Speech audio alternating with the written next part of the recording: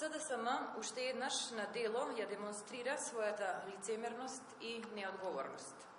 Јавноста има право да ја дознае вистината. Социјалдемократскиот сојуз веќе неколку месеци ја кочи работата на Комисијата за култура овде во Собранието на Република Македонија. Како пратеници од пратеничката група на ВМРО-ДПМНЕ би сакале да ја информираме јавноста дека неофицијално започнаа активностите поврзани со носењето на годишната програма за одбележување на јубилејни годишнини на значајни настани и истакнати личности. Во оваа прилика би сакала да истакнам дека Собранието не усвои ваква програма за 2019 година, што е спротивно со член 5 од одлуката за носење на ваква програма. Имено на 24 јануари 2019 година беше закажана седница на Комисијата за култура. Програмата беше доставена до пратениците, но седницата беше прекината и никогаш не продолжи. Зошто и од кои причини чекаме одговор да даде председателката на Комисијата за култура. Токму поради неодржувањето на комисијата и недонесувањето на годишната програма, за жал, минатата година не се одбележаа значајни јубилеи, како на пример 1150 години од упокојувањето на Свети Кирил, 200 години од раѓањето на Дичо Зограф, 110 години од раѓањето на Круме Кепески, 150 години од раѓањето на Салих Асим, 100 години од раѓањето на академик Димитар Митрев, 110 години од раѓањето на Тодор Скаловски, 100 години од раѓањето на Владо Малески и Раде Јовчевски Корчагин, 100 години од смртта на Јашар Бек Шкупи, 100 години од раѓањето на Аврам Садикарио, како и 70 годишнините од основањето на значајни институции во Република Македонија, како што се УКИМ, Танец, Турскиот театар и уште многу други. Од тука, претеничката група на ВМРО-ДПМНЕ, поради ваквото неодговорно и несериозно работење на Комисијата за култура, не сака да биде соучесник во целиот овој процес и нема да учествува во работата на работната група.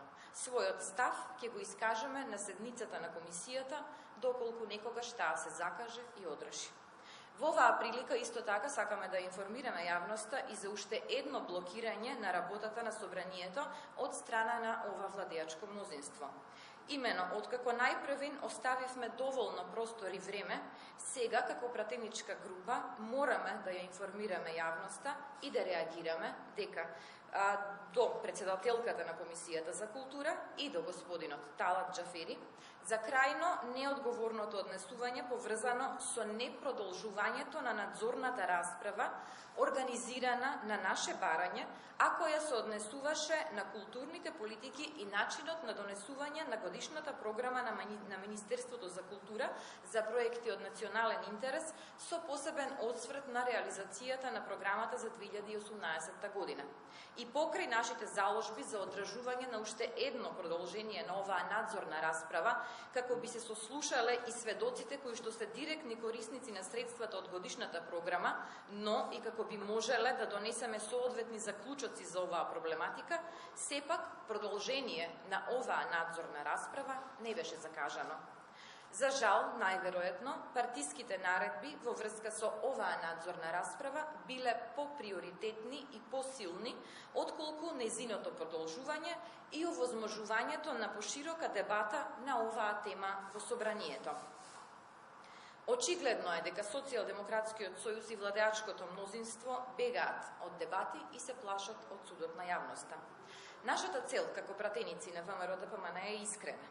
Нашата идеја беше да се констатира потреба од измена на моделот на финансирање, да постои транспарентна постапка за избор на членови на стручните комисии и други препораки, се со цел да се избегне и надмине вакво скандалозно и проблематично носење на две последователни програми за финансирање на проекти од национален интерес од страна на Социјалдемократскиот сојуз.